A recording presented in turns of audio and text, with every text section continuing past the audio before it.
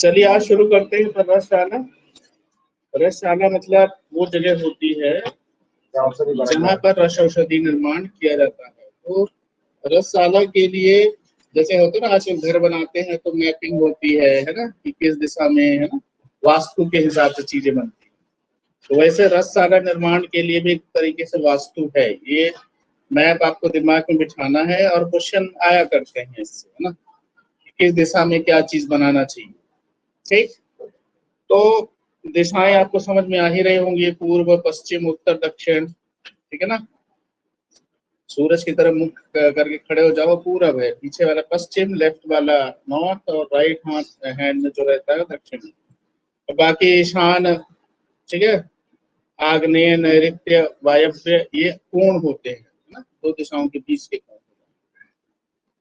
तो सबसे पहले अपन पूर्व दिशा, जिसको प्राची प्रतीची ऐसा करके भी आता है, तुम लोगों ने शायद उसमें पढ़ा होगा, क्या कहते हैं राठ वगैरह में, प्राची प्रतीची, उतीची, उतीची, अवाची करके ऐसा आता है ना। तो प्राची का मतलब होता है पूर्व दिशा। तो इसमें अपन नक्शा पढ़ने के पहले एक चीज लिख लो, रसशाला के 4 महत्वपूर्ण घटक होते हैं, है ना, थोड़ा सा राइट डाउन कर लो। रसशाला के 4 महत्वपूर्ण घटक।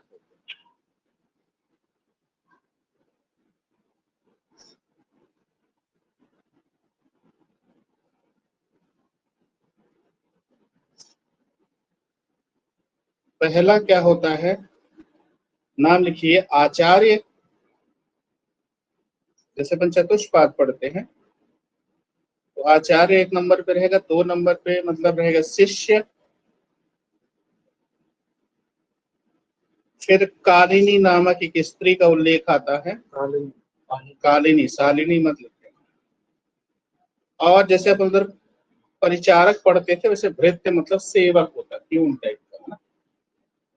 तो आचार्य, शिष्य, कालिनी, भृत्य, आसिक भृत्य ऐसा करके आता है, आसिक। आचार्य, शिष्य, कालिनी, भृत्य मतलब सेवक हो गया। तो इन 4 घटकों का यहाँ पर उल्लेख है, ठीक है ना। जैसे चिकित्सा चतुष्पाद में अपन 4 चीजें पढ़ते थे, वैसे ये भी है। अब यहाँ नक्शा देखो, मतलब क्या क्या चीजें हैं। तो पूर्व दिशा की तरफ है, ये जो डेडिकेटेड दिशा है वह रस भैरव की स्थापना की जाती है।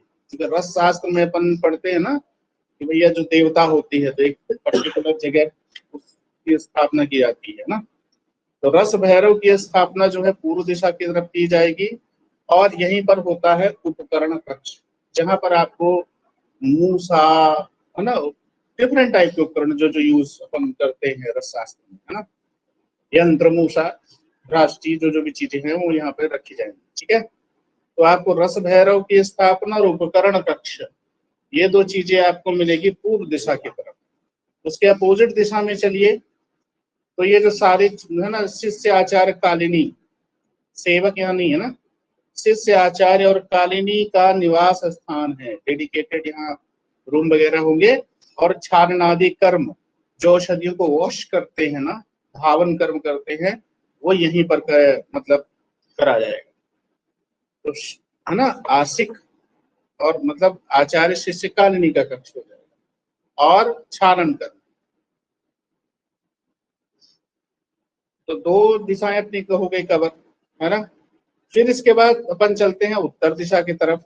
ये बहुत बार पूछा गया, खास करके ध्यान रखिएगा, रस भैरव की स्थापना वेरी इंपॉर्टेंट, बहुत बार पूछा गया है, ठीक है ना। ये धातु वेद कर्म किया जाता है, जो विभिन्न प्रकार के धातु निर्माण की जाती हैं, सत्व निर्माण किया जाता है, ये सारी चीजें, इसको क्या बोला जाता है, धातु वेद कर्म। और यहाँ एक चीज और आप ऐड कर सकते हो, वो कच्ची औषधि का भंडारण करते हैं, रॉ ड्रग को स्टोर करते हैं आप। एक चीज और यहाँ पर नोट कर लीजिए, कच्ची औषधि भंडारण कक्ष, ठीक है ना। तो कच्ची औषधि का मतलब रॉ ड्रग को यहाँ पर स्टोर किया जाता है। और साथ ही साथ धातु वेद वेरी इंपॉर्टेंट, कई बार एग्जाम में पूछा गया है ना। इसके बाद साउथ में चलते हैं, तो साउथ वाला है ना, जिसे अपन पढ़ते साउथ ब्लॉक टाइप है ना। तो साउथ में क्या होता है, पाषाण कर्म और कार्यालय, पाषाण कर्म होता है, जैसे अपन वो होता है ना कि खलबट्टा वगैरह अपन यूज करते हैं, खरल यूज करते हैं, है ना, मर्दन करते हैं बहुत सारी चीजों का, तो वही पाषाण कर्म। और कार्यालय ऑफिस जो है वो आपका होगा दक्षिण। जैसे अपन दिल्ली में पढ़ते हैं ना कि साउथ ब्लॉक में जो है ना ऑफिस है गवर्नमेंट, तो इसे दिमाग में रख सकते हो ना। तो भारत सरकार के ऑफिस पहले आप तो बदल गया है, पहले साउथ ब्लॉक बोलते थे, नॉर्थ ब्लॉक साउथ ब्लॉक, ऐसे दिमाग में रख सकते हैं कि साउथ में क्या है, कार्यालय हो गया इसका, और पाषाण कर्म हो गया, ठीक है ना। अब इसके बाद कुछ अन्य दिशाएं जो हैं, ईशान कोण में देख लो, ईशान जो कि उत्तर और पूर्व के मध्य का कोण होता है, ठीक है ना। तो यहाँ जल है, शौचालय है, उत्पाद कक्ष है, मतलब वाटर, टॉयलेट और उत्पाद कक्ष होते हैं, जो वहां पर प्रोडक्ट बनते हैं ना, उसको वहां पे उसका एक पूरा डेडिकेटेड रूम होगा। फिर देखो आग्नेय, नाम से स्पष्ट है कि आग्नेय में क्या होगा, अग्नि कर्म होगा, अग्नि वाली जो भी चीजें हैं ना वो सब चीजें हो जाएगी, जैसे पुट वगैरह देने का काम जो भी है। फिर इसके बाद तुम्हारा नैऋत्य कर्म होता है। अच्छा, नैऋत्य मतलब होता है वैसे राक्षस टाइप का, मतलब जहां पर थोड़ा दारुण कर्म होते हैं, जैसे शस्त्र कर्म हो गया, ये दारुण कर्म है एक तरीके का ना, किसी को चीर चीर फाड़ करना, तो मतलब है कि नहीं, तो शस्त्र कर्म के लिए यहाँ पर है। और यहीं पर नैऋत्य आता है, तो एक और चीज लिख लेना, सेवक भी यही रहता है, ठीक है ना। देखो अब सेवक दूर थोड़े ना रहेगा, आचार्य शिष्य कालिनी के पास में तो सेवक भी है ना, राइट साइड में उसकी। फिर इसके बाद अपन चलते हैं कौन सा दिशावाची, वायव्य, जैसे वायु सुखाती है किसी चीज को, तो शोषण करना, जैसे अपन कोई चीज बनाते हैं ना, सुखाते हैं ना, ड्रायर जो होता है, ड्राई जो, तो वहां पर क्या वायु का कर्म शोषण करना, शोषण करने से वायव्य से आप देख सकते हैं। आग्नेय और वायव्य में कुछ यहाँ क्वेश्चन पूछा भी नहीं आएगा, तो सिंपल है ना। ज्यादातर चीजें आपको पूर्व याद रखना है ना, नॉर्थ साउथ ईस्ट वेस्ट दिमाग में रखना है। उत्पाद कक्ष इंपॉर्टेंट है, और ये वाला नैऋत्य वाला सेवा कक्ष हो रही है, ठीक है ना। तो इसके बाद जब ये नक्शा तुम्हारे दिमाग में बैठ जाए, इसको मतलब बिठाना पड़ेगा, है ना। इसके बाद रसशाला के निर्माण ग्राम या शहर के ईशान में करना चाहिए। ईशान मतलब उत्तर पूर्व में करना चाहिए, ध्यान रखिएगा। ये रस रत्न समुच्चय ने बोला है ना, RRS करके लिख सकते हो शॉर्ट में। रस रत्न समुच्चय का ये वर्जन है, किस कोण में बनाना चाहिए, ईशान, यानी कि नॉर्थ ईस्ट डायरेक्शन में बनाना चाहिए, ठीक है ना। रसशाला में विभिन्न दिशाओं में स्थापित कक्ष एवं, अब इसका एक चार्ट बना के आपके समक्ष प्रस्तुत है, जो आपने ऊपर पढ़ा, इसी चीज का डिटेलिंग जो है यहाँ पर भी आ रहा है, ठीक है ना। अब दिशा लिखा गया, पूर्व दिशा में अपन ने देखा हुआ था, है ना, उपकरण कक्ष है, रस भैरव की स्थापना है ना। उपरस ईस्ट हो गया, मतलब उपरस, रस भैरव रस से उप से उपकरण कक्ष, उपरस हो गया ईस्ट का, मतलब ऐसे दिमाग में रखना हो। और पश्चिम दिशा में शिष्याचार कालिनी और छालन कर्म, ठीक है। पश्चिम की अशिक्षा, पश्चिम के आशिक को छाले पड़े, है ना। सर पूर्व बीच का वाला जो छूट गया डायग्राम करण में, जो बीच में है सर, वही चीज है, इसको यहाँ थोड़ा डिटेलिंग करके तो उसमें बना दिया कक्ष और ताम्र शीस वंग मुंड तीक्ष्ण लव। सर इसमें भी कोई दिशा हाँ, है या फिर ये ये तुम ठीक कर रही है, अपन मिसिंग कर गए। अष्ट लौह रसांकुशी विद्या, रसांकुशी विद्या में क्या होता है, 8 जो लौह धातुएं होती हैं उसकी पूजा का विधान होता है, बीच वाला सेंट्रल पोर्शन होता है, ठीक है ना। ये तुम्हारे रस भैरव के बीच में ही है। तो इसमें कुछ नहीं, 8 धातुएं जो होती हैं, इसमें स्वर्ण है, रौप्य है, ताम्र है, शीस है, वंग है, कांत है, मुंड तीक्ष्ण लौ, समझ रहे हो ना। सोना चांदी तांबा शीशा नागमंग, है ना। सोचता बना लो, अपन पढ़ते थे ना, सोचता बना लो। और लोहे के तीनों भेद, कान तो मुंड और तीक्ष्ण, लोहा 3 प्रकार का होता है ना, मुकाती करके याद रखना, मुंड कान तीक्ष्ण, है ना। तो सोचता बना लो मतलब ये सोचता बना लो, जो भी सोना चांदी तांबा वंग और नाड़। समझ रहे हो मैं क्या कह रहा हूँ? ये 8 चीजें जो बनती हैं रसांकुशी विद्या के लिए जो डेडिकेट है, सोरता बना दो या सोचता बना लो, जो भी। और लोहा से क्या क्या 3 चीजें, 3 प्रकार के लोह होते हैं। मुंड, कांत, तीक्ष्ण, इसका अपन पढ़ेंगे टाइप्स, है ना। मुकाती करके अपन किसी किसी का सरनेम भी हो जाता है। मुंड, कांत, तीक्ष्ण, तो ये 8 चीजों से ये निर्मित होता है। चलो, अपूर्व पश्चिम दिशा अपन यहाँ देख लिया था। दक्षिण दिशा में देखो अपन देख लेते कार्यालय, साउथ ब्लॉक वाला, है ना। और पाषाण कर्म, यानी कूटना पीसने वाला कर्म यहाँ पर संपन्न होता है। ठीक है। फिर इसके बाद है उत्तर दिशा में चलते हैं तो कच्ची औषधि का भंडारण, वेरी इंपॉर्टेंट। ठीक है ना। और धातु वेद कर्म, ये बहुत बार आए हुए हैं एग्जाम। ठीक है ना। उत्तर वालों की धाक है, धाक मतलब धातु वेद कर्म का से कच्ची औषधि का भंडारण, है ना। और ईशान कोण में देख लीजिए, उत्पाद कक्ष होता है ईशान कोण में, रूम है डेडिकेटेड। और इसमें क्या है, सिद्ध औषधि का संग्रहण कर, देखना 2 चीजें आ रही है, सिद्ध औषधि का संग्रहण करना, कच्ची औषधि का भंडारण। तो कच्ची औषधि का भंडारण जो हो रहा है उत्तर दिशा में कर रहे हैं। ईशान कोण में जिस औषधि प्रिपेयर हो गई उसको स्टोर करके रखेंगे। एक रॉ मटेरियल होगा और एक क्या होता है, बना हुआ प्रोडक्ट होगा। समझ रहे हो ना। तो रॉ मटेरियल को नॉर्थ में रखेंगे और जो प्रिपेयर्ड औषधि होगी उसको क्या है, ईशान कोण में रखते हैं। तो यहाँ कंफ्यूज मत हो। ठीक है ना। फिर आग्नेय, तो इसको याद करने की आवश्यकता है। ईंधन कक्ष है तो अग्नि कर्म होगा। नैऋत्य दिशा में सेवक कक्ष और शस्त्र कर्म अपन ऑलरेडी देखते, दारुण कर्म करने वाले हैं ना। और इसके बाद वायव्य दिशा में शोषण कर्म होता है, कोई विशेष कक्ष यहाँ पर नहीं।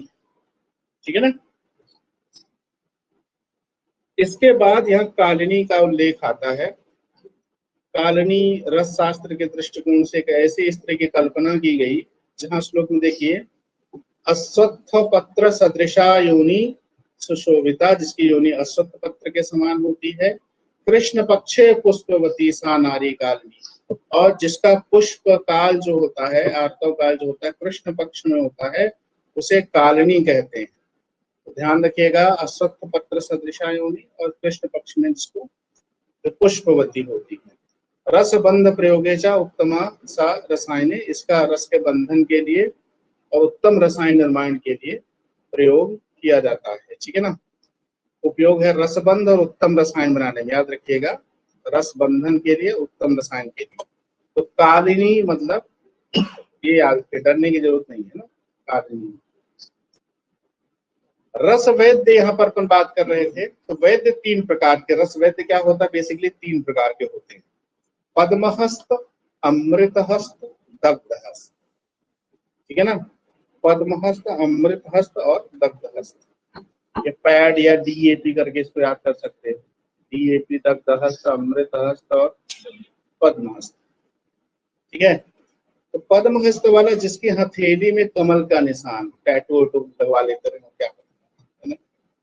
नाम है पद्म मतलब क्या होता है, कमल। ठीक है ना। अमृतहस्त जिसके हथेली में कमल, घट और ध्वज के निशान। इसमें 3 चीजें, कमल भी होगा, घट भी होगा, ध्वज, कोई न कोई एक पर्टिकुलर इंसाइनिया उसमें होगा, कोई ध्वज वगैरह उसमें बना होगा। ठीक है ना। तो इसमें याद रखिएगा, पद्महस्त वाला, वैसे इसके आगे एक एरो करके लिख लो, श्रेष्ठ माना गया है। इसको क्या बोला गया है, श्रेष्ठ वैद्य है। कौन सा, कमल वाला, है ना। आजकल कमल ही चल रहा है, कमल। अमृतहस्त वाला जिसके हथेली में कमल, ध्वज और घट का निशान हो। और दग्धहस्त जिसके हथेली काले हो, बेचारे वैसे काम करता रहता है। ठीक है ना। तो ये अधम माना गया है, बीच वाला मध्यम है और नीचे वाला अधम है। ठीक है ना। ये क्लास 1, क्लास 2, क्लास 3 करके हो गया है ना। तो पद्म, उसे क्रम से याद करोगे तो पीएडी करके आएगा, पद्म, अमृत और दग्ध, है ना।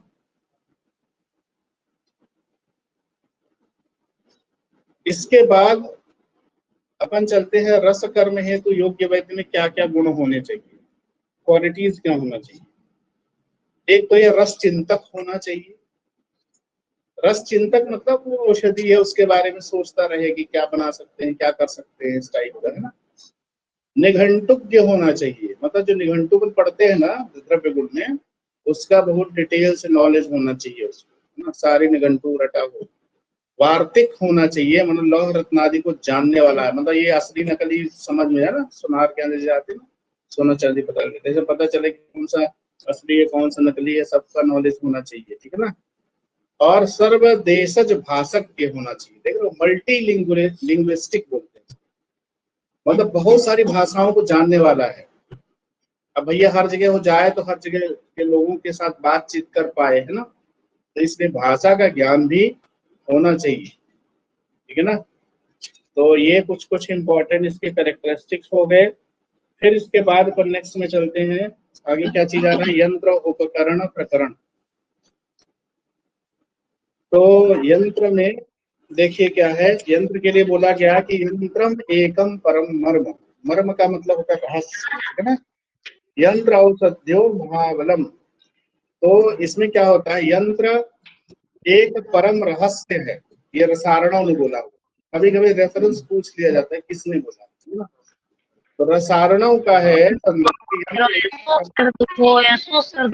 सुबह से कल रात में मैंने खाना भी नहीं खाया और मैं ऐसी सोई में जाकर भगवान किसी के स्पीकर ऑन, चलो कोई बात। यंत्रम एकम परम मर्म यंत्र औषधियों महाबलम। तो यंत्र औषधियों को महाबलशाली, ज्यादा पोटेंट बनाने के काम में आती है, ठीक है ना। तो ये आप रेफरेंस याद बहुत रटने जो होते हैं, बट ये अपन को डिकोड करते आ जाएंगे, परम मर्म किसने बोला होगा, ठीक है ना। रसो नियंत्रते ये नियंत्रम। तो रस का मतलब यहाँ पारद, जिसके द्वारा पारद को नियंत्रित, वैसे पारद जानते हो ना कितना सेंसिटिव होता है। तो योग जब कोई बनाते हैं उस योग निर्माण के समय जो पारद को कंट्रोल कर सके, है ना, तो ऐसे यंत्र होना चाहिए। ये किसने बोला हुआ है, आनंद गंध। आनंद गंध के लेखक बताइए जल्दी से। भैरवानंद योगी, मंथन भैरव, देखो मंथन भैरव है। अच्छा एक भैरवानंद योगी भी है, रसारणों का। अच्छा रसारणों का भैरवानंद योगी है, और इसका क्या है, उसमें भैरव है इसमें भैरव है, देख रहे कैसे कंफ्यूजन होगा। भैरवानंद करके अपन इसको याद किया। चल एनीवेज, तो आप ध्यान में रखिएगा, रसारणों का क्या हो जाएगा और आनंद गंध का, दोनों भैरव आ गए इसमें। चलिए अच्छी बात है। फिर अपन आगे बढ़ते हैं, नेक्स्ट में क्या रहा तुम्हारा, ये यंत्रों के बारे में कुछ मौलिक यंत्र यहाँ बताया, रसारणों कार ने क्या बताया है कि पद्म यंत्र, दीप यंत्र, भ्रामर यंत्र। बस इसको ऐसे रीड आउट कर, क्वेश्चन बहुत नहीं इससे अंदर को से पूछते हैं। पद्म यंत्र, दीप यंत्र, भ्रामर यंत्र, चक्र यंत्र, कुछ गुप्त यंत्रों का भी विशेष वर्णन उन्होंने किया हुआ है। पारस संहिता में बहुत लेकिन यंत्र आए, समझ रहे हो ना। पारस संहिता के लेखक कौन है,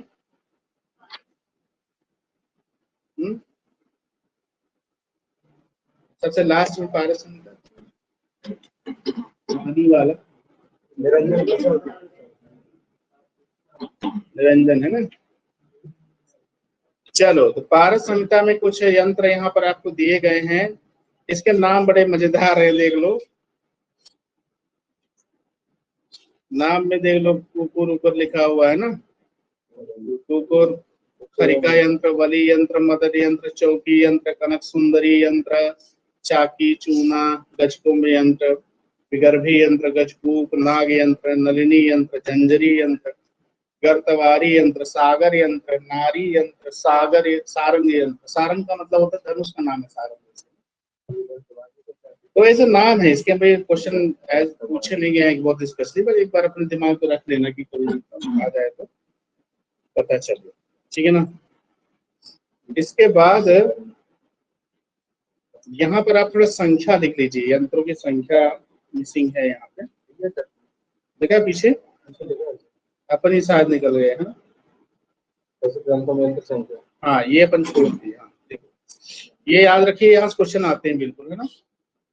रस रत्न समुच्चय ने 32 यंत्र बताए हैं, तो तरंगिणी ने 20 बताए, ठीक है ना। समुच्चय में 32 है, तरंगिणी में 20 है, आनंद कंद में 41, और सर्वाधिक यंत्र जो है आपको पारस संहिता में मिलेगी, ठीक है ना। मैक्सिमम नंबर ऑफ यंत्र पारस संहिता, ठीक है।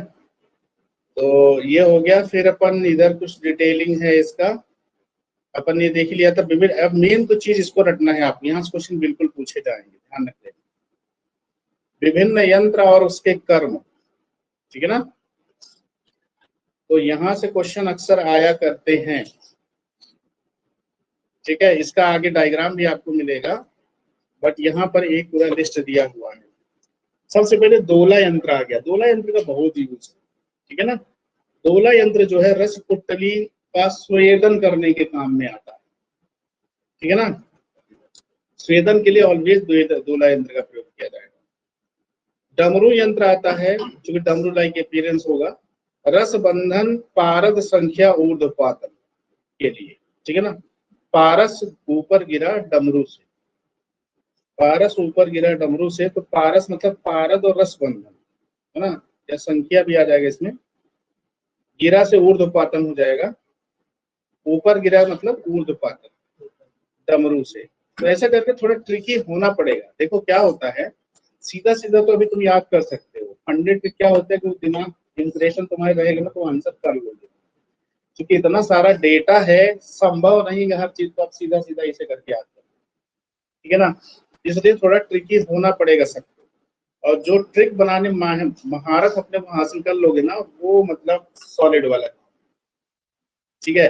कभी कभी आप होता है अभ्यास की जब कमी हो जाती है ना, तो बस ट्रिक याद आती है, अंदर का मामला नहीं पता चलता।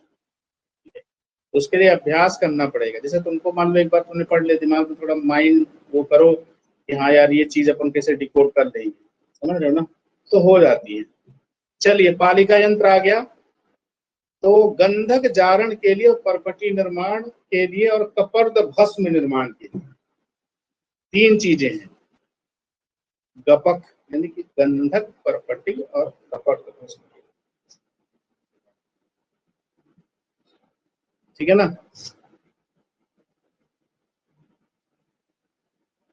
बालुका यंत्र है गंधक जारण कूपी पक्व रस का निर्माण के लिए। अपन सब पढ़े गंधक जारण क्या होता है। कूपी पक्व बहुत ही इंपॉर्टेंट है ना। तो बल्लू की कुआं से गंध आ रही है ना, बल्लू के कुआं की गंध, ठीक। फिर इसके बाद विद्याधर आ गए। विद्याधर क्या कर रहे हैं तुम्हारे, गंधक जारण और हिंगलोत्थ पारद की प्राप्ति। विद्याधर की हींग, है ना। विद्याधर की हींग मतलब हींग से दोनों चीजें आएंगी, हिंगलोत्थ गा से गंधक जारण भी इसमें आपको वो करना पड़ेगा, ठीक है ना। विद्याधर की हींग हो गई। फिर इसके बाद हो गया घट यंत्र। इसका पर्याय ध्यान रखिएगा, आप्यायनक यंत्र भी इसको बोला गया है ना। आप्यायनक यंत्र 4 प्रस्थ का इसमें घड़ा प्रयोग किया जाता है। घट यंत्र साइज क्या रहेगा उसका, 4 प्रस्थ का। अपना घड़ा 4 प्रस्थ, अपना से आप्यायनक, घड़ा से घट यंत्र, 4 प्रस्थ, हाँ? 4 चूल्हे वाला, लेकिन इस 4 प्रस्थ का। चलो पातना यंत्र फिर क्या हो जाएगा, हिंगुल से पारद निष्कासन करते हैं। ध्यान रखिएगा, हिंगुल जो होता है क्या है, पारद का खनिज है। तो उस खनिज से पारद बनाने के लिए कौन सा यंत्र अपन यूज करते हैं, पातना यंत्र। अपन पढ़ेंगे ऊर्ध अध तिर्यक पातना करके, ऐसा है ना। 3 प्रकार के पातना यंत्र होते हैं। तो यहाँ पर याद रखिएगा, हिंगुल से पारद निकालना। फिर इसके बाद भूधर यंत्र, गंधक के अंतर धूम जारण, इंटरनल कंबस्टन करेंगे जिसमें, बहिर्धूम नहीं है, अंतर धूम जारण के, ठीक है ना। भूधर पर गाज गिरी, GAG जे, GAJ का मतलब क्या हो जाएगा, गंधक अंतर जारण, ठीक है ना।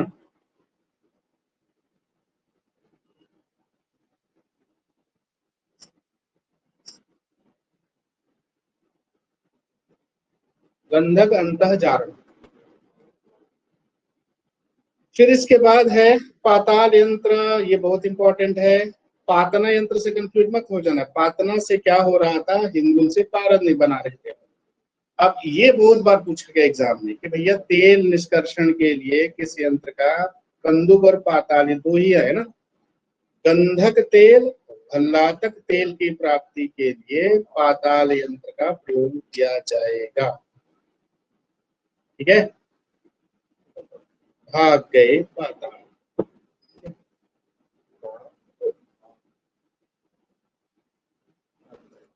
भाग गए पाताल, भल्लातक गंधक पाताल, ठीक है ना। कच्छप यंत्र में देख लिए विड़ सहित पारद जारण के लिए, गंधक जारण के लिए, और गर्भद्रुति वेरी इंपॉर्टेंट है ना। गर्भद्रुति निर्माण के लिए भी कच्छप यंत्र का प्रयोग किया जाता है। कच्छप का विग गर्भ है, मतलब बड़ा गर्भ। विग मतलब विड़ सहित पारद जारण, ग से गर्भद्रुति, गंधक जारण भी कर सकते हो ना। विग से विड़ और ग से गंधक, और गर्भ का मतलब गर्भद्रुति के, है ना। अपने हिसाब से बना सकते, कोई ऐसा नहीं है। याद करने के लिए कोई चीज के साथ जोड़ के से तो होता है ना कि बल्लू का, वैसे यार दोस्त अपने होने नाम जोड़ के से कोई चीज बनाओगे ना तो इजीली वो दिमाग में रहती है ना। फिर इसके बाद क्या आ रहा है तुम्हारा, दीपिका भी बहुत बार पूछा गया एग्जाम में, वेरी इंपॉर्टेंट। दीपिका यंत्र जो होता है पारद का अधः पातन के लिए, दीपिका डाउन करके अपने आप कर लेते, डाउन का मतलब अधः नीचे, ठीक है ना। डी से दीपिका, डी से डाउन, दीपिका डाउन, है ना। दीपक दीपिका जो भी करते हैं। कंदुक यंत्र देख लीजिए, तेल, तो तेल निकाल के लिए अपन दो चीज देखे, एक पाताल यंत्र भी इंपॉर्टेंट था, अरे कंदुक। बट याद रखिए भल्लातक तेल और गंधक तेल इस तरह से अगर कोई नाम लेगा तो उसमें पाताल। गर्भ यंत्र है पारद और गंधक की पिष्टी बना के, मारण मतलब क्या, भस्म निर्माण के लिए यूज करते हैं, ठीक है ना। पारद गंधक की पिष्टी बनाकर, जानते हो ना कि आधार द्रव्य क्या होता है, कज्जली, तो उसके पिष्टी बना करके मारण किया जाता है, ठीक है।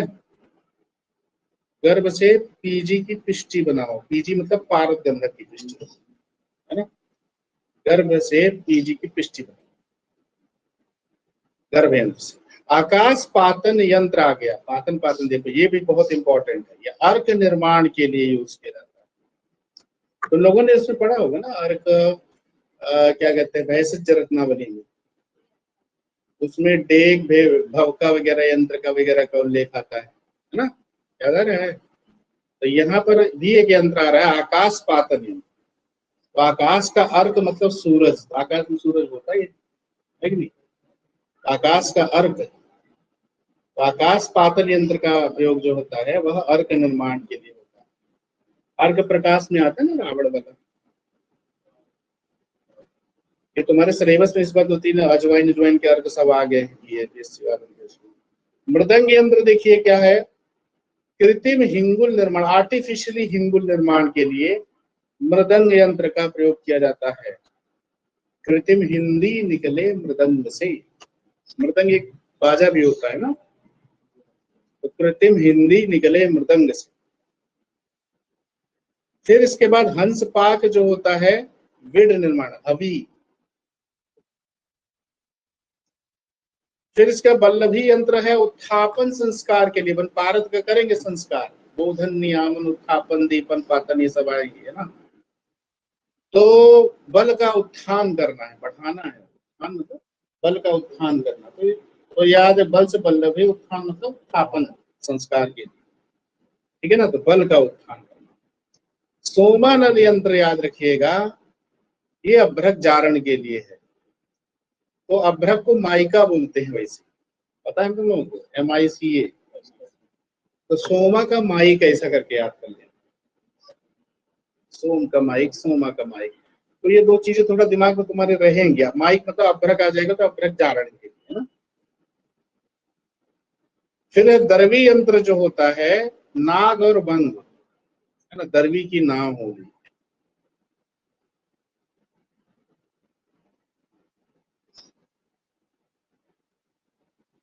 या इसको दानव करके भी याद कर सकते हो, है ना, दानव, दानव को पसीना है, स्वेदन। चलो, स्थाली यंत्र जो होता है, लौह का स्थाली पाक है ना, विभिन्न प्रकार के पाक होते हैं, भानु पाक, रुद्र पाक, है ना, दुनिया भर का। स्थाली पाक के लिए खल्व यंत्र, खरल जो होता है, देख लीजिए, खरल यंत्र जो है यह 3 प्रकार का होता है, बैठ करके याद कर सकते हो, वर्तुल, अर्धचंद्राकार और तप्त खल्व यंत्र। बैठ एक टैक्स भी लगता है ना, पता है तुम लोगों को, वैल्यू एडेड टैक्स। आजकल हालांकि जीएसटी आ गया है तो इन चीजों का इतना जिक्र होता नहीं है। तो तप्त खल्व यंत्र के बारे में लिख लीजिए, यह कांत लौह निर्मित होता है, इसके बारे में थोड़ा सा ऐड कर लो, कांत लौह निर्मित है।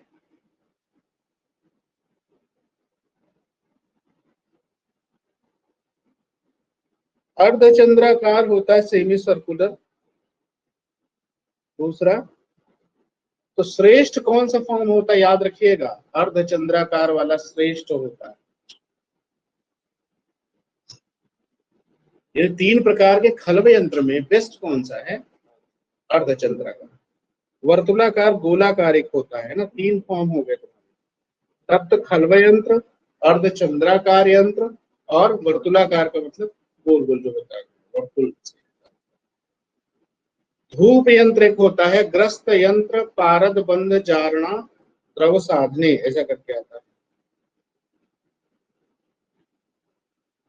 ठीक है। एक पॉइंट यहां लिख लो थोड़ा सा खल्व यंत्र के बारे में, क्वेश्चन आया हुआ था कि सर्वोत्तम जो खल्व यंत्र है किस पाषाण से बना होता है, उसका नाम लिखो। सर्वोत्तम खल्व यंत्र सीमांत पाषाण से बना होता है। यहाँ पर इसके बारे में थोड़ा सा लिखो, सर्वोत्तम खल्व यंत्र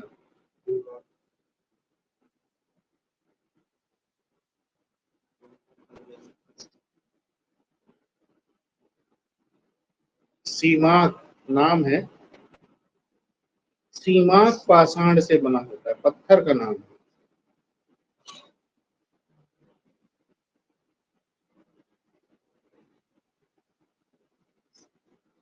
मजबूत होता है।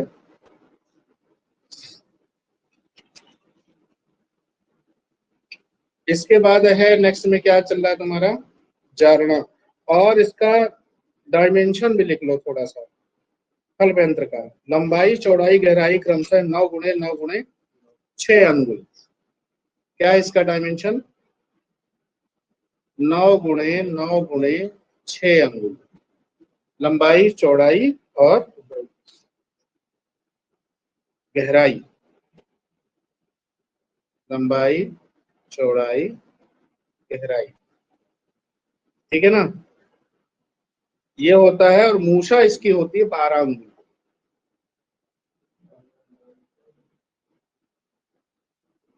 खनन से काम थोड़ी चलता है, उसके लिए 9 9 6 खवाया था।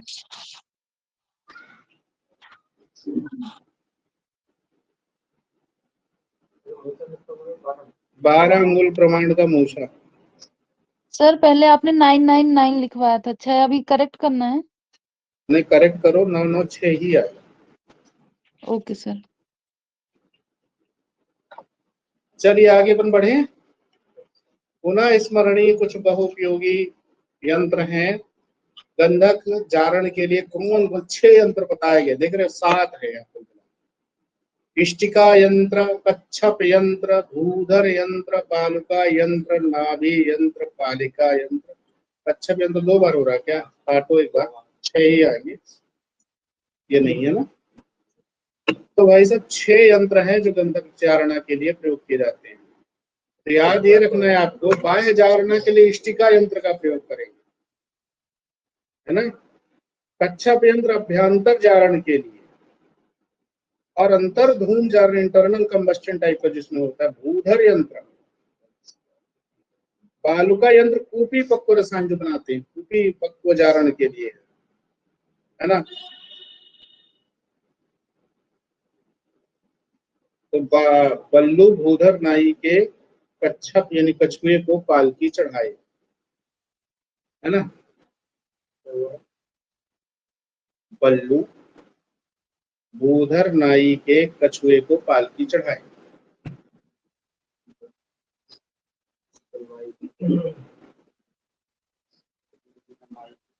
कछुए को पालकी चढ़ाए। अब लेकिन आपको ये याद रखना है, देखो ये जो बाह्य आभ्यंतर अंतर्धूम कूपी पक्व, ये इंपॉर्टेंट है चीज, ध्यान रखिएगा। आपसे पूछा जा सकता है, गंधक जारण तो 6 है, मान लीजिए कि भैया अंतर्धूम जारण किससे करेंगे, कूपी पक्व जारण किससे करेंगे, अभ्यंतर जारण किसे कहेंगे, है ना। अंदर कछुआ हो गया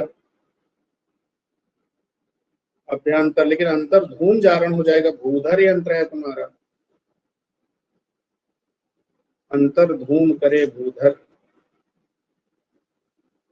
अंतर्धूम करे भूधर और बाकुपी करके हमने बालुका यंत्र है कूपी पक्व, ऐसे छोटे छोटे बना लो, बाकुपी और अंतर्धूम करे भूधर हो गया तुम्हारा, और इंटरनल कक्ष हो गया, कक्ष से कछुआ, है ना। तो ऐसा आएगा तो कम से कम डिकोड कर पाओगे। 6 तो नाम ठीक है, लेकिन आप तुमसे खासकर पीएससी में तो मान लो इतना अंदर से नहीं पूछे जाने का रिवायत रही है, लेकिन पीजी बिल्कुल पूछ सकते, है ना। तो इसको डिकोड करना है, ये ध्यान रखिए। अब जारण के लिए सोमापन माइक पढ़े थे ना, सोमा की माइक, तो सोमा नल यंत्र का प्रयोग अभ्रक जारण के लिए करते हैं, पढ़े थे ना पीछे। तैर निष्कर्षण के लिए अपन ने पढ़ लिया था कि पाताल और कंदुक यंत्र, प्रीवियस अपन पढ़ लेते, भल्लातक वगैरह का आया था। और कृत्रिम हिंदी वाला आ गया था, मृदंग वाला तुम लोग, है ना, ये रिवीजन चल रहा तुम्हारा। पारद के उत्थापन, बल का उत्थान करना, किसका, बल का उत्थान करना, बल भी हो गया। भस्म लेकिन याद रखिएगा निर्माण के लिए गर्भ यंत्र का प्रयोग करना।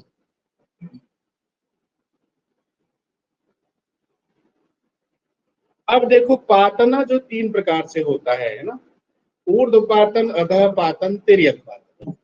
तिर्यक पातन जो आसवन विधि होती है ना, वो आएगा उसमें, है ना, जैसे तुम लोगों ने देखा होगा परख नंदी लगा के ऐसे ऐसे। तो ऊर्ध्व पातन के लिए जो होता है डमरू, विद्याधर और पातना यंत्र, पातना तो नाम है।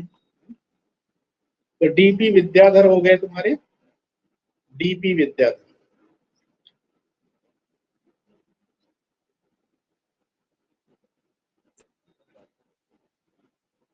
और अदय पातन पर दीपिका पढ़ा था, मेन दीपिका है। अदय पातन यंत्र आएगा तो कोई बता दोगे यार, ये ऐसे पूछेगा। मेन दीपिका डाउन दिमाग में रख लेना, ये क्वेश्चन डायरेक्ट पूछा जाएगा, ध्यान रखिए, वेरी इंपॉर्टेंट। फिर है तुम्हारा तिर्यक पातन वाला है, नाड़िका यंत्र, डेकी यंत्र और तिर्यक पातना, ये तो जानते हो, एनडी तिवारी करके याद कर सकते हो। एनडी तिवारी मुख्यमंत्री थे उत्तराखंड, और बड़े कांडी व्यक्ति थे, तो नाम ऐसे करके याद कर सकते हो, ठीक है ना। तो एनडी मतलब नाड़िका, डेकी और तिर्यक पातन। इसके बाद सचित्र इधर आएगा तुम्हारे लिए,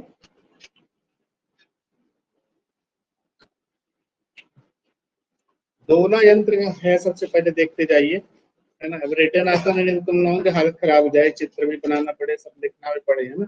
पेपर वाला रिटर्न वाला वैसा नहीं होता है, पेपर में तो ठीक है।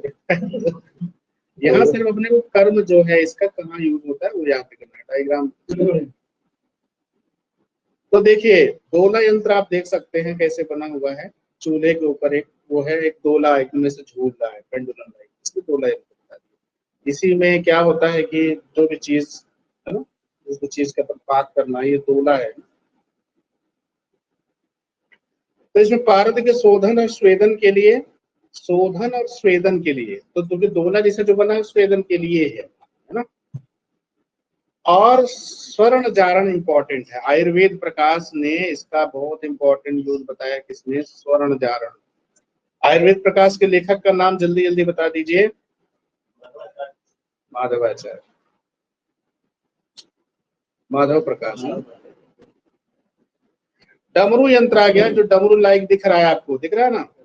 हाँ, इसका प्रयोग अपन ने देख लिया था, एनडी तिवारी वाला वो सी था क्या, ऊर्ध्वपातन में आया था, मतलब डीपी वाला आया था, डीपी विद्याधर। और पारद का भस्म निर्माण देसी से करते हैं। इंपॉर्टेंट चीज में रस बंधन के लिए प्रयोग किया जाता है, ठीक है ना। इसके बाद पालिका यंत्र में आ जाइए। पालिका यंत्र देख लो, होता है जैसे तेल निकालने कुप्पी जो होती है ना, कुप्पी नहीं देखा वैसे तेल निकालने, उस टाइप का दिख रहा है पालिका यंत्र। तो इसका गंधक जारण गपक वाल अपन जो पढ़े थे ना, गंधक परपटी और कपर्द भस्म के लिए अपन ऑलरेडी पढ़ चुके हैं, अब यहाँ चित्र के साथ देख, है ना। फिर है पातना या ऊर्ध्वपातना यंत्र। इसका 2 कर्म है, देख लीजिए, हिंगुलोत्पारद के निष्कर्षण में और तिर्यक इसमें पातन संस्कार के लिए है। तिर्यक पातना यंत्र भी आप डायग्राम में देख सकते हो, डिस्टिलेशन जो कर रहे हैं।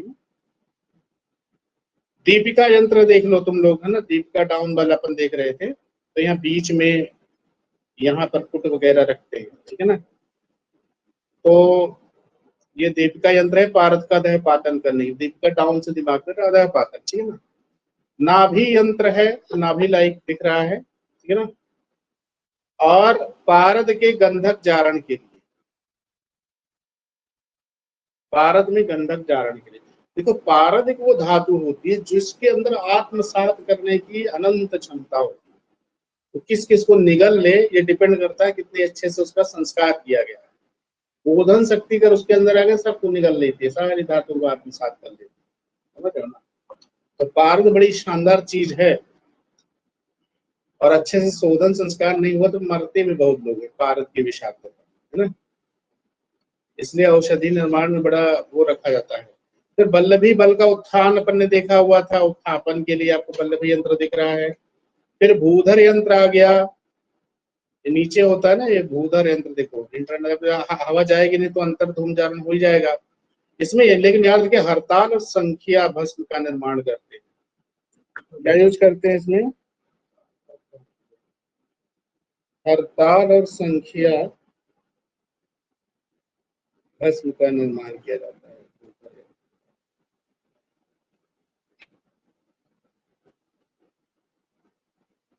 भूधर के अंदर हर सखियां,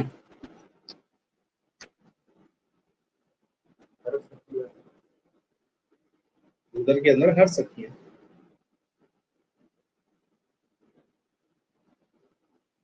इसके बाद सोमन यंत्र है।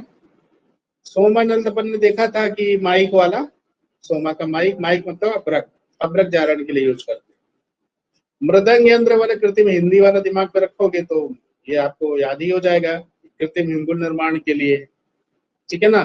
फिर इसके बाद अपन चलिए, स्वेदनी यंत्र आता है, नाम ही स्पष्ट है, गंधक वगैरह का स्वेदन के लिए। विद्याधर यंत्र है, विद्याधर जो हिंगुलोत्पारद और गंधक जारण के लिए। बालुका यंत्र देख लीजिए, थोड़ा इंपॉर्टेंट, इसको लवण यंत्र भी कहते हैं, याद रखिएगा। इसको क्या बोलते हैं? लवण यंत्र भी बोलते हैं, बालुका यंत्र। इसका प्रयोग जो होता है, अब ये देखो बीच में ये है ना, ये बीच में बालू डला हुआ है और यहाँ पर बीच में कुछ मूसा वगैरह डला हुआ है ना, ये देखो।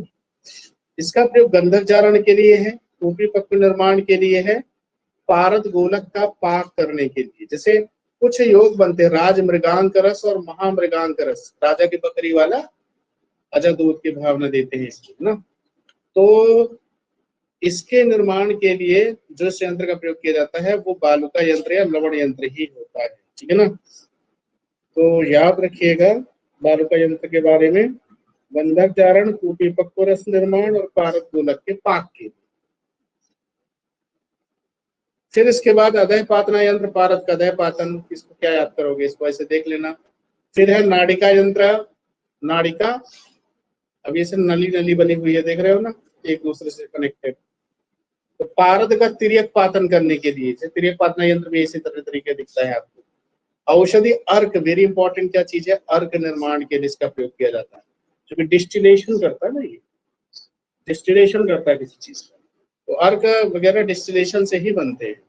एंड द वेरी इंपॉर्टेंट चीज इज संजीवनी शुरा का निर्माण किया जाता है। मतलब संजीवनी शुरा होता है ना, पढ़े हो तुम लोग भाई सच में ना, पीछे क्लासेस हुई है तो वो लिए हो क्या, ले लो ले लो। मैं संजीवनी सुरा है ना, वहां पर आए, ये तो पढ़ा होगी, पढ़े हो ना। तो उसके निर्माण के लिए नाड़िका यंत्र का प्रयोग यहाँ पर किया जाता है। संजीवनी आती नाड़ी से, क्या संजीवनी आती नाड़ी से, आती का मतलब तो हो जाएगा औषध तिर्यक पातन हो सकता है, संजीवनी मतलब संजीवनी सुरा का निर्माण। तप्त खल्व यंत्र, तप्त खल्व यंत्र पारद का मूर्छन संस्कार करने के लिए तप्त खल्व यंत्र का प्रयोग किया जाता है। मूर्छना अपन पढ़े स्वेदन मर्दन मूर्छन, तीसरा संस्कार होता है पारद का, है ना, स्वेदन मर्दन मूर्छन उत्थापन पातन बोधन नियमन दीपन, ऐसा करके चलेगा 8 संस्कार। तो थर्ड संस्कार है, देखो मूर्छन और मूर्छना में अंतर होता है, अपन आगे पढ़ेंगे, है ना। फिर है मूर्छन संस्कार है ना, और कच्छप यंत्र देख लीजिए आगे, इसमें विड जारण गर्भद्रुति पर पीछे पढ़ाए हैं, और गंधक जारण के लिए, अभ्यंतर जारण के लिए इसका प्रयोग करते हैं। कछुए के लायक दिखता है ऊपर, देख रहे हो ना, इसलिए कच्छप यंत्र बोलते हैं। हंस पाक अपन ने देखा था, विडों का पाक है ना, अभी करके अपन बोले थे, याद कर लेना, तो विड का पाक करने के लिए। पाताल यंत्र आपने तेल निष्कर्षण पढ़ ही लिया था। यहाँ पर एक और चीज नया नाम है, विश्वामित्र कपाल तेल करके आता है।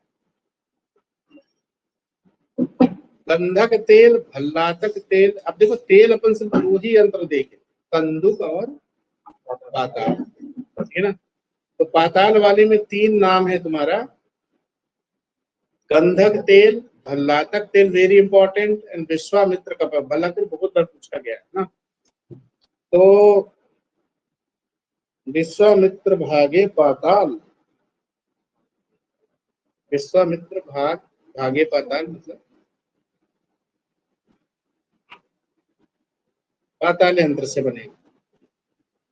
कोष्ठी यंत्र जो है द्रव सत्व का पातन, लिक्विड फॉर्म में जो सत्व निकलते हैं उनके पातन के लिए प्रयोग किया जाएगा। भस्म यंत्र है कूपी पक्व निर्माण के, नाम है बस भस्म है, याद रख लेना, नाम है भस्म है, लेकिन कूपी पक्व रसायन बनेगा इससे, है ना। तो भस्म है तो बोले हैं क्या पूछ रहे, भस्म बनेगा इसमें और क्या। तो यहाँ कॉमन सेंस से नहीं चलेगा, मतलब आंसर ऐसे मैं बोल रहा हूँ, ठीक है ना। फिर इसके बाद एक गर्भ यंत्र, पारद भस्म निर्माण के लिए सोमनाथी ताम्र भस्म पर पढ़ेंगे आगे जब ताम्र आएगा। पिष्टी बनाए हुए पारद की भस्म बनाने के लिए, तो 3 चीजें इसमें हैं, है ना। पारद भस्म, सोमनाथी ताम्र भस्म, और पिष्टी बनाए हुए पारद की भस्म बनाने के लिए, ठीक है ना। तो ये तुम्हारे कुछ इंपॉर्टेंट यंत्र हो गए। कुछ और मिसलेनियस यंत्र अपन शॉर्ट में बस उनके कर्म लिख लेना, अपन क्योंकि पीछे नहीं लिखा हुआ है। पीठर यंत्र जल्दी नोट करते चलिए, पीठर यंत्र, इसका प्रयोग जो है त्रिवंग शोधन में करते हैं।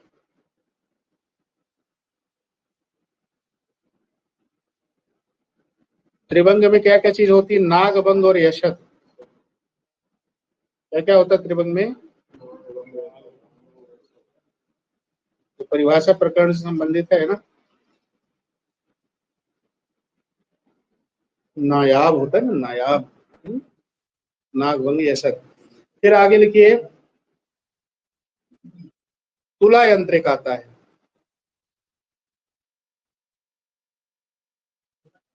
तुला, तुला होता है पारद में गंधक हरताल और मनःशिला जारण के,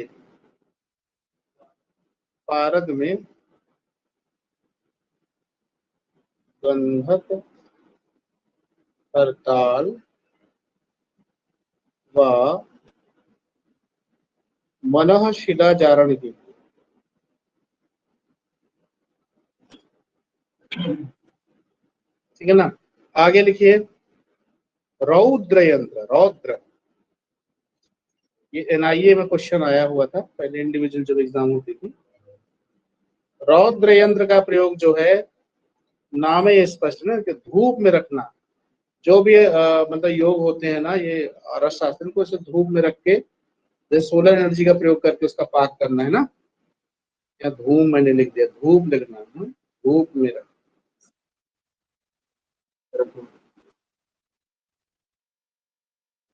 पाक करना है ना।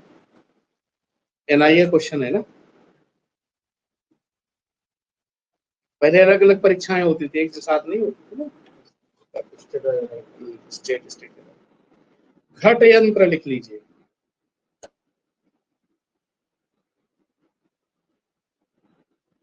घट यंत्र का प्रयोग है रसादि के तर्पण और प्लवन के लिए।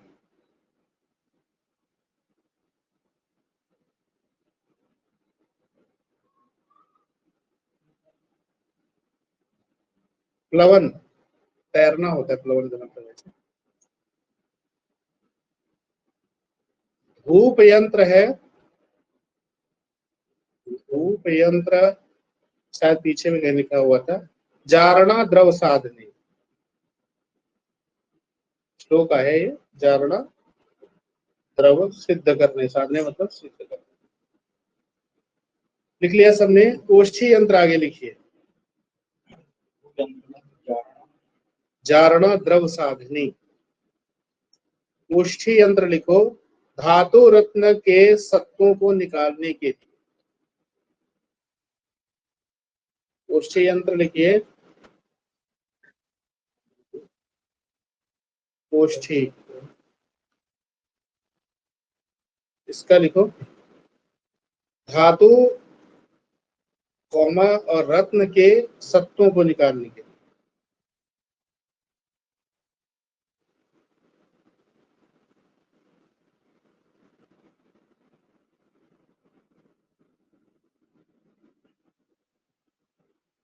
अपन पढ़ेंगे जब उपरस महारस ये सब आएंगे तो सत्व किसका है, किसी का आयरन, किसी का कॉपर, किसी का कुछ निकलेगा, है ना, निकालने हेतु। ठीक है ना, इंपॉर्टेंट है इसमें। एक आते ग्रस्त यंत्र पारद बंधन के लिए। ग्रस्त यंत्र का प्रयोग क्या है, किसमें करते हैं? ग्रस्त, ग्रस्त, ग्रह ग्रह ग्रह, पारद बंधन के लिए।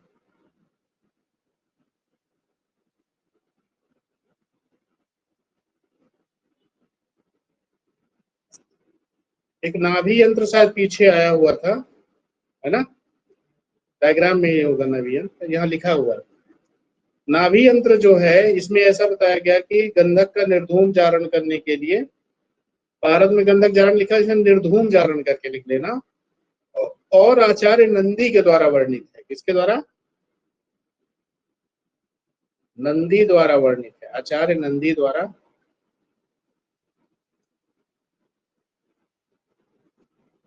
वर्णित है।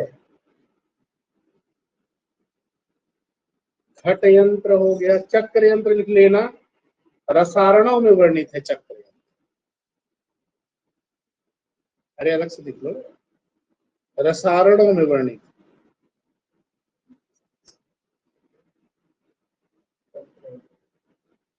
ठीक है, तो ये सब हो गया। आगे अपन बढ़ते हैं। इसके उपरांत क्या चीज आ रहा तुम्हारे समक्ष? गोष्ठी है,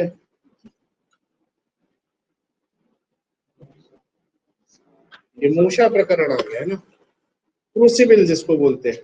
ठीक है ना। मूषा क्या होता है कि जैसे हम रस प्रयोग बनाते हैं तो सारा चीज बना के रॉ मटेरियल को लेकर के एक क्रूसिबल में डाल के रखते हैं, जिसमें अग्नि सहन करने की एनॉर्मस क्षमता होती है, यानी कि जल जाए, एकदम भस्म हो जाए। उस अग्नि से बचाती भी है, उसका पाक भी होता है। इसलिए डायग्राम में देखिए कोष्ठी इस टाइप का ढक्कन लगा होता है ना। तो इसको अच्छे से क्लोज करके और फिर उसको बीच में रखते हैं अपन यंत्र में, जैसे अपन पढ़ रहे थे ना अभी यंत्र, जैसे आग को लगा के नीचे रखते हैं तो उसको ऐसे करके रखते हैं। तो मूषा इसको कहते हैं। मूषा के पर्याय कई बार एग्जाम में पूछे गए हैं, क्रंचिकी, कुमुदिकी, कुमुदी, करहाटिका, पाचनी, वहिनी, मित्रा।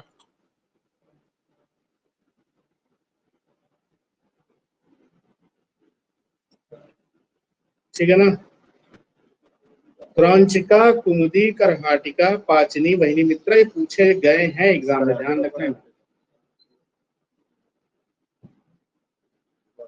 तो इसके पर्याय है, पर्याय का मतलब क्या ही कर सकते। वहिनी मित्र मतलब जो अग्नि सहन कर सके ना, वहिनी का मित्र। पाचनी है, पाचन कराती है रस औषधियों का। करहाटिका है, कुमुदी है, क्रौंचिका है। रस रत्न समुच्चय में टोटल संख्या कितनी बताई गई है? देयर नंबर इज अबाउट 17, 17 मूषाएं। मूषा के उपादान, उपादान का मतलब किससे बनती है मूषा, है ना। तो इसके लिए मिट्टी और लोहे का ही प्रयोग किया जाता है, समझ रहे हो, सिर्फ मिट्टी और लोहा। प्रमुख मूषा और उनके उपयोग। अब यहाँ आपको ध्यान रखना है, कई सारी मूषाएं दी गई हैं, क्रूसिबल्स, और इनका यूज कहाँ करना। तो वज्र मूषा है, नाम ऐसा, वज्र का मतलब उसे हीरा होता है, ठीक है ना, हीरे का भी पर्याय वज्र हो। तो वज्र मूषा सत्वपातन के लिए, जो सत्व निर्माण अपन करेंगे, आगे सत्व निकलेगा हर एक खनिज से, तो उसके लिए वज्र मूषा का प्रयोग करते हैं। प्रयुज्यते विशेषण सत्वपातन कर्मणि, रस्तरंगिणी में ऐसा बोला हुआ है। तो वज्र के जैसा सत्व, समझ रहे हो ना। सत्व मतलब होता है ना कि अपन मतलब याद करने के लिए, सत्व मतलब जो हमारा जो जो मुराल है, वज्र जैसा दृढ़ होना चाहिए, ऐसा वज्र जैसा सत्व। तो वज्र जैसा सत्व हो। पक्व मूषा जो है पोटली पाक के लिए और पारद के शोधन के लिए। पीपी पकाए, है ना, पीपी पक्व, पीपी पकाए। पोटली पाक वेरी इंपॉर्टेंट। इसके बाद आता है गोस्तनी मूषा करके आता है, नाम जैसे गोस्तनी है ना, गाय के स्तन के जैसा, या द्राक्षा के लाइक अपीयरेंस हो, है ना। तो देखिए, खरपर वेरी इंपॉर्टेंट, खरपर आदि द्रव्यों के सत्व को द्रवित करने, लिक्विफाई करने और शुद्ध करने के लिए। तो खरपर याद रखिएगा, है ना। खरपर जैसे जो भी पदार्थ होते हैं उसको द्रवित करने और उसके शोधन के लिए प्रयोग की जाती है गोस्तनी। गोस्तन से शुद्ध द्रव निकले, शुद्ध द्रव निकले, मतलब द्रवित करने, सत्व को द्रवित करने और शोधन करने। वृंताक मूषा बहुत इंपॉर्टेंट है ना। खरपर आदि मृद द्रव्यों के सत्व पातन के लिए। अब यहाँ कंफ्यूजन होता है, देखो, सत्व को द्रवित करने और शुद्ध करने के लिए गोस्तनी है, लेकिन वृंताक जो होता है इसका सत्व ही निकालेगा फाइनल प्रोडक्ट। ये वृंताक मतलब बैगन के आकार का, वृंताक होता है बैगन का जैसा डंठल होता है, ऐसा देखो ना, बैगन, बैगन कैसा होता है, समथिंग लाइक दैट, और ऐसा उसमें वो कुछ निकला होता है बैगन। तो वृंताक के आकार का और धतूर पुष्प नाल निर्देश यहाँ पर दिया है, धतूर के फूल पुष्पाद नाल जो होती है उसके समान। तो लेकिन आपको याद रखना है कि खरपर के सत्वपातन के लिए देह भेद करने वाले योगों को सिद्ध करने वाली मूषा है, याद रखिएगा।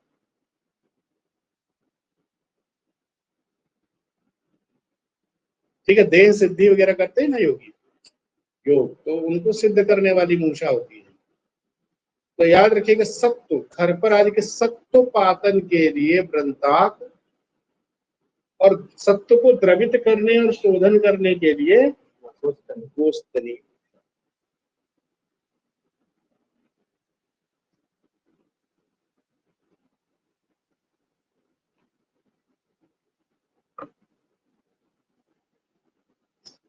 खर सत्व वृत्तासुर का, खर सत्व मतलब खरपर सत्व पातन, वृत्तासुर मतलब वृंताक, कुछ दिमाग में, खर सत्व वृत्तासुर का। चलो, तो फिर आ जाएगा योग मूषा। पारद के मारण, मारण का मतलब भस्म बनाने की जो प्रक्रिया होती है। सूत सिद्ध करी चैषा, ऐसा रस्तरंगिणी में बताया गया, सूत पारद का प्रयास है। तो पारद के भस्म निर्माण के लिए, के मारण के लिए योग मूषा का प्रयोग किया जाता है,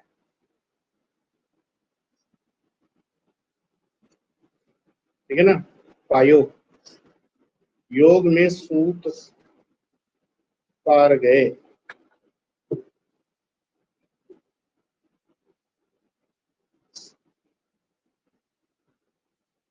चलो इसके बाद आगे चलते हैं।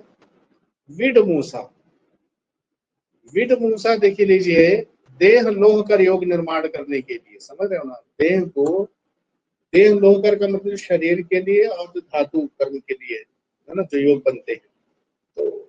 तो देह लोह कर निर्माण, योग निर्माण में विड मूसा का प्रयोग करते हैं।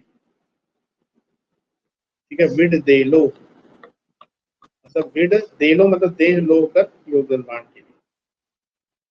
मूसर मूसा होता है चक्रीवत, याद रखिएगा, चक्रीय बहुत बार पूछा गया मूसर मूसा का। मूस चक्रवर्ती मूस चक्रवर्ती, या मूस को चक्की में बांधो, मूस को चक्की में बांधो, या मूस चक्रवर्ती, जैसा भी कर। महामूषा आ गया, देख लीजिए, लोह के को द्रवित करने के लिए, अभ्रक सत्व के निष्कासन के लिए और सत्व को द्रवित करने के लिए, तीन चीजें इसमें हो जाएगा। महान साल SAL कर सकते हो, महा SAL, SAL का मतलब रिकॉर्ड करना पड़ेगा। S फॉर सत्व द्रवित, A फॉर अभ्रक सत्व निष्कासन, L फॉर लोह को द्रवित करने के लिए, द्रावण। फिर इसके बाद एक गार मूसा जो होता है, ठीक है ना, तो गार मूसा जो होता है धातु, गार मूसा है धातु ढालन के लिए आएगा। एक्चुअल में यहाँ गड़बड़ लिखा हुआ है, यहाँ लिख लो धातु ढालन के लिए, यहाँ ये ऊपर वाला कॉपी पेस्ट हुआ है ना, यहाँ लिख लो धातु ढालन के लिए, ढालते हैं ना धातु, धातु ढालन के लिए, और 6 घंटे अग्नि सहन कर सकता है। लिख लेना, 6 घंटे अग्नि सहन कर सकता है, समझ लेना कितने, हाँ ज्यादा टेम्परेचर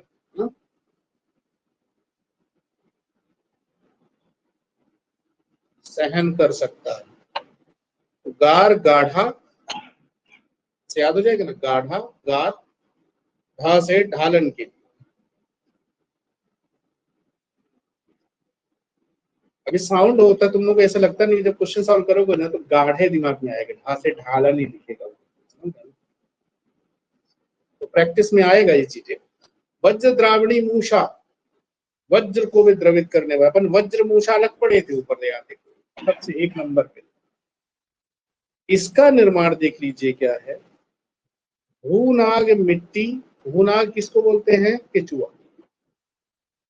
शण तंतु, शण के तंतु, और दग्ध तुष, जला हुआ तुष होता है, इससे निर्मित होता है ना, BDS से निर्मित है। B से भूनाग, D से दग्धतुष और S फॉर शण, है ना। तो BDS से बना होता है वज्र द्रावणी मूषा, और ये भैया ध्यान रखना 12 घंटे तक अग्नि सहन कर सकता है। गार वाला 6 घंटे था, और वज्र द्रावणी नाम है, वज्र द्रावणी मतलब बहुत स्टाउट होगा, BDS। वर मूषा जो होता है 1 याम तक अग्नि सहन कर सकता है, 1 याम वर, है ना। वर्ण मूषा देख लीजिए, रक्त वर्ग स्वरस, जो भी औषधियां रक्त वर्ग की होती, कौन कौन सी औषधि होती है रक्त वर्ग,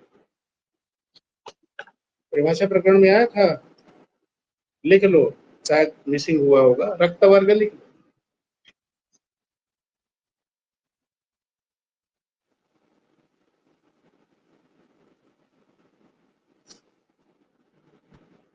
नाम लिखो, मंजिष्ठा, कुमकुम, लाक्षा, खदिर,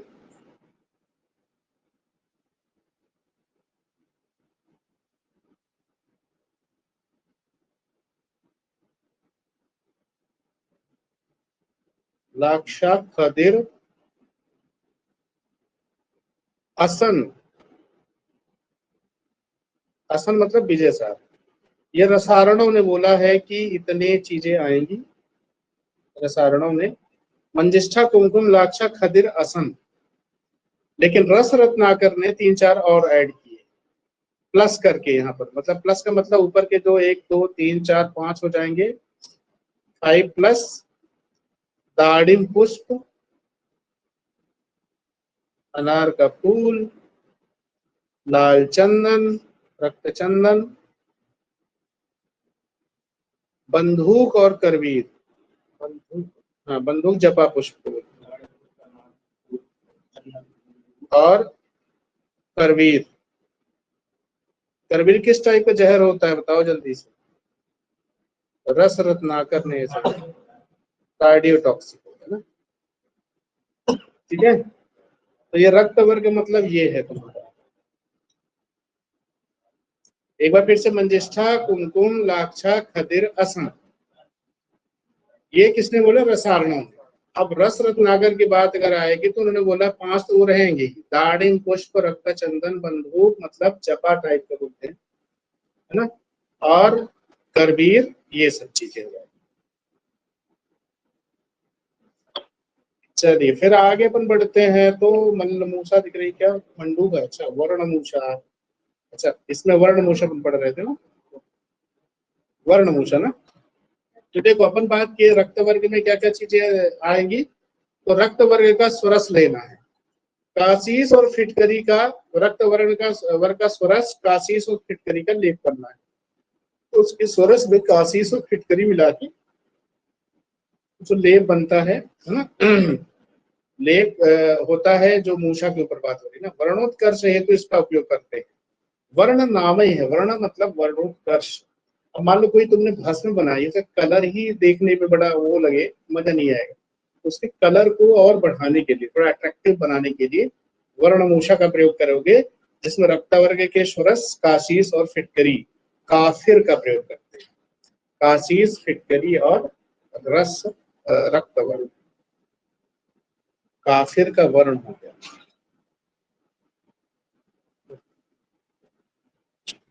मंडूक मूसा, मंडूक मतलब जानते हो क्या होता है? मंडूक मतलब है ना, मंडूक मतलब मेढक, मेढक लाइक अपीयरेंस होगा तो होगा। अब ये क्या है? परपटी के स्वेदन के लिए, परपटी कल्पना अपन पढ़ेंगे, उसके स्वेदन के लिए प्रयोग करते हैं।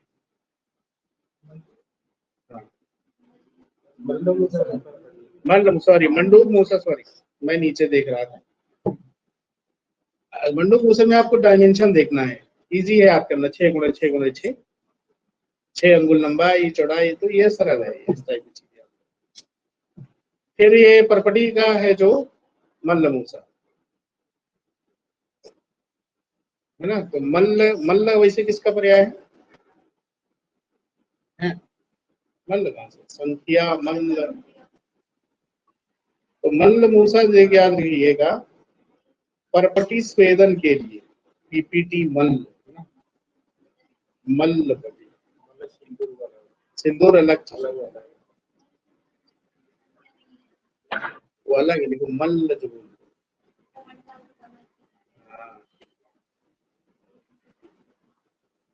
चलो, तो यहाँ पर याद रखना परपटी स्वेदन के लिए पीपीटी मल्ल, मल्ल परपटी।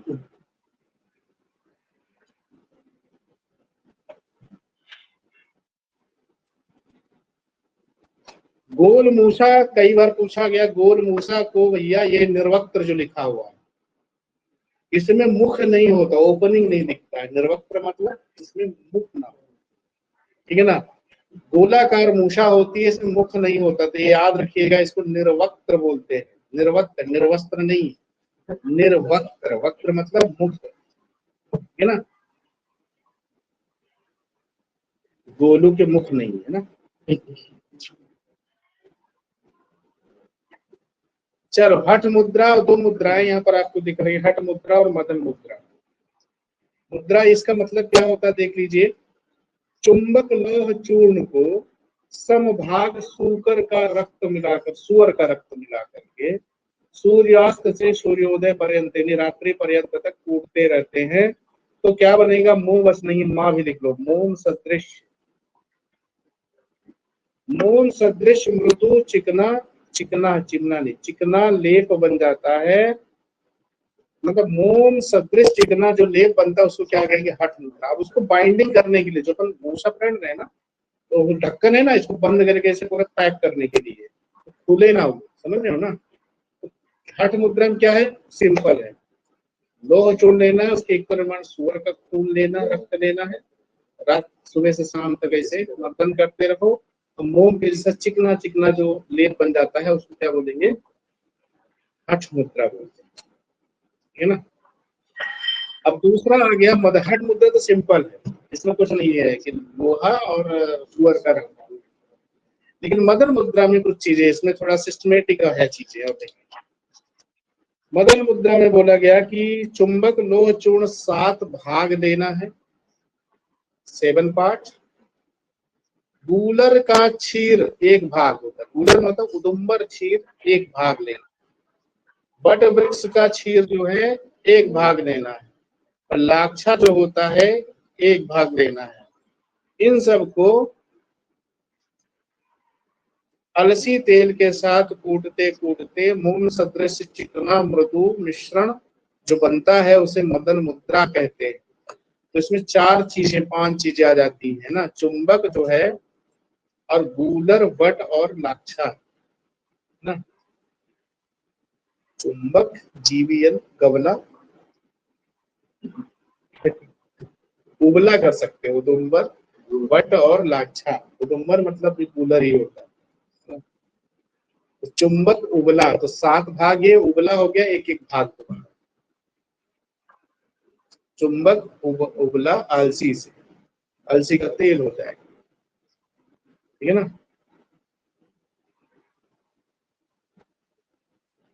तो चुंबक उबला आलसी मदन से, है ना, सिंपल। इसका उपयोग देख लीजिए किसके लिए है, मूसा व कूपी के संधि बंधन करने के लिए। हम बात कर रहे थे ना, मूसा हो या कूपी हो, उसके संधि बंधन करने के लिए, पैक करने के लिए, और पारद के जारण के लिए। तो संधि बंधन तो समझ में आएगा, पर याद रखिएगा पारद का जारण भी करते हैं इसके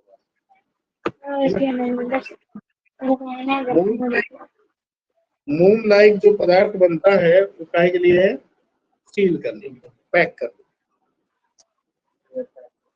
हाँ मतलब एक कोष्ठी आ गया, देखो कोष्ठी क्या होता है, फर्नेस होता है बेसिक, है ना।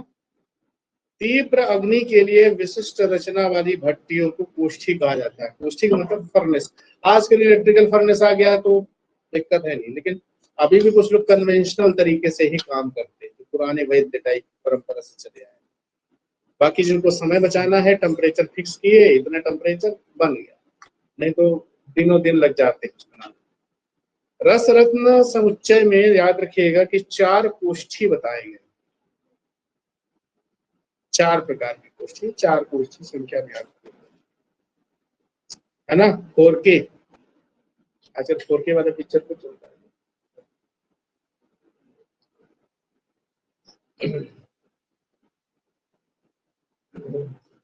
विवरण और उपयोग देख लीजिए, 4 के पहले नाम आप देख लीजिए, अंगार, पाताल, गार, कोष्ठी। गार मूषा भी अपन ने देखा था, और मूषा के नाम से मूषा कोष्ठी है,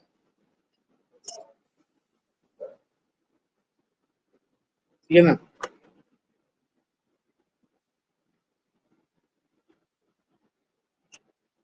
अपागम, है ना, अपागम करके याद कर रहे, एपीजीएम। तो डिटेलिंग इनका देख लीजिए, अंगार नाम है, अंगार और बहुत इंपॉर्टेंट है, ये बहुत बार पूछा कि राजहस्त प्रमाण की कौन सी कोष्ठी होती है। राजा का हाथ सामान्य आदमी के हाथ से अलग होता है, ध्यान रखें। पता है ना कि जो घुटने के नीचे जिसका हाथ चला जाता है उस टाइप, तुम्हारा हाथ भी घुटने के नीचे नहीं जाएगा, खड़े होकर देखो। आप ऐसे थोड़ी जाएगा, भाई 1.25 गज का होता, बड़ा होता है साइज में, ना राजा है। नृपहस्त जो है 1.25 हाथ का, हमारे तुम्हारे हाथ का मतलब 25% और निकला हुआ, समझ लेंगे। तो उसको क्या बोलते हैं ना कि घुटने के नीचे अगर आ जाए, बड़े बड़े होते हैं वो। पहले के लोग मतलब जिसको ना पता चले राजा कौन बनेगा, तो ऐसे देख लेते भाई खड़े हो जाओ सब लाइन से, घुटने के नीचे किसका हाथ जा रहा है, ये राजा वाला है ट्रेड, इसको निकालो बाहर। तो राजहंस मतलब जोग से पाठ, राजहंस मतलब नृपहस्त सवा हाथ का होता है, 1 गज का, ठीक है ना।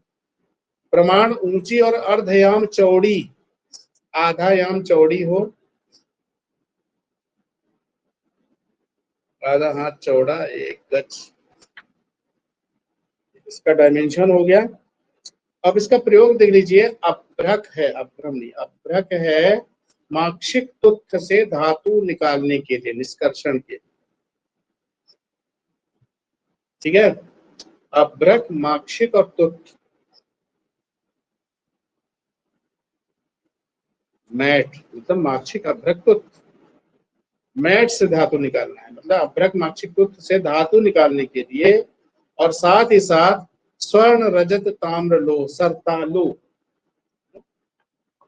स्वर्ण रजत ताम्र लोह को पिघलाने के लिए। सोचो कितना टेम्परेचर होता होगा, लोहा भी पिघल जा रहा है। तो इसके 2 पर्पज हो गए, एक तो धातु निष्कर्षण अभ्रक माक्षिक और तुथ से, ये भी हाई टेम्परेचर पर होगा, मैट याद कर लेना, है ना, माक्षिक अभ्रक तुथ, और स्वर्ण रजत ताम्र लोह को पिघलाने के लिए, द्रवित करने के लिए प्रयोग किया जाता है। पाताल आ गया इसका नाम, नेक्स्ट में देख लीजिए। जमीन में एक बित्ता यानी कि 12 अंगुल गहरा और उतना ही चौड़ा गड्ढा बनाना है, 12 अंगुल गहरा और चौड़ा गड्ढा बनाना है, डायमेंशन याद रखना है, एक बित्ता या 12 अंगुल। और इसका प्रयोग किसके लिए करते हैं, मृदु द्रव्यों का सत्वपातन के लिए, सॉफ्ट नागवंग टाइप की जो चीजें ऐसे पिघल जाए,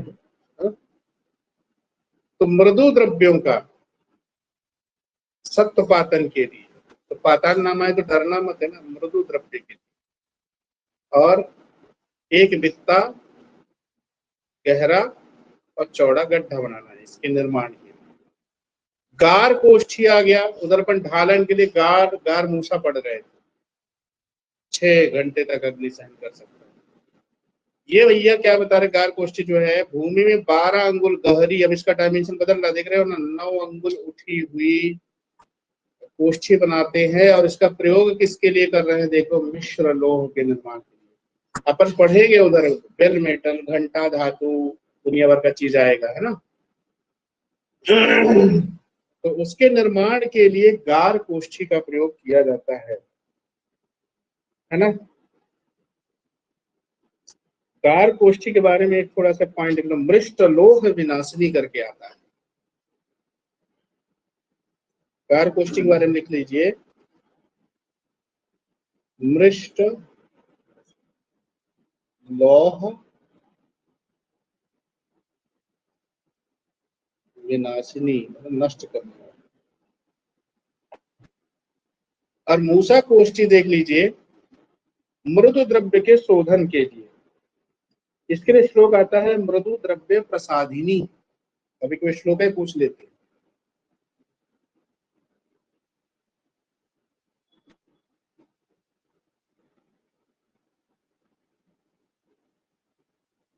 प्रसादनी का मतलब शोधन करने के लिए, ठीक है ना। मृष्ट लौह विनाशिनी, मिश्र लौह। अब इसका डायमेंशन जरूर याद रखना, राजहस्त 12 अंगुल, 12 × 9, है ना। और ये जो है इसका कोई विशेष दिया नहीं।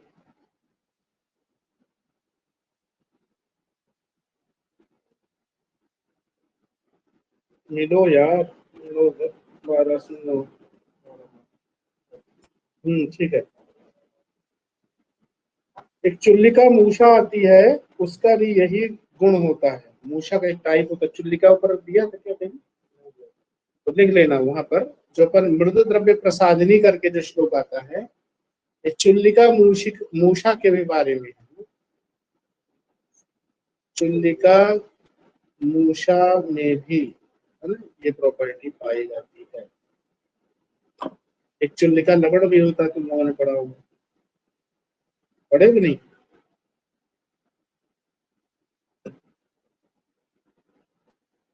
तो आज के लिए इतना ही है, ठीक है।